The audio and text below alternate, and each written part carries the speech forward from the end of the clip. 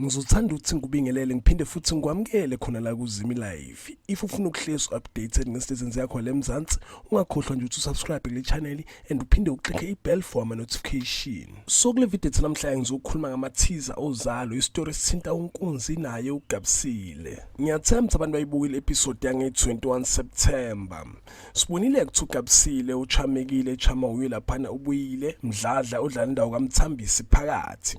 Bathe besakhuluma benoGabisile kwabe sekufika uNkunzi baphazamiseka. uGabisile wayesejabulela uNkunzi because uNkunzi ade sebemvalele evelwa amaphoyisa. Sibe sesichecka ama teaser alo Uzalo, sicheck storyline between uNkunzi na uGabisile naye uMthambisi, sicheck ukuthi kula episode azayo kuzokwenzakalani.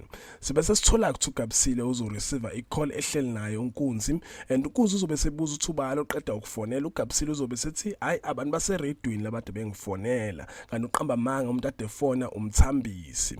And ngizothi makhamba isikhathi uGabisile ngempela uzoba semathandweni, bazogcina sebethandana naye uMthambisi. uNkunzi ngaleso sikhathi uzobe engazi. uNkunzi uzobe busy ngendaba kaPastor Gwala nangendaba kaNosipho. Khumbula ukuthi uPastor Gwala noNosipho bayithandani and uGabisile into izomjikela.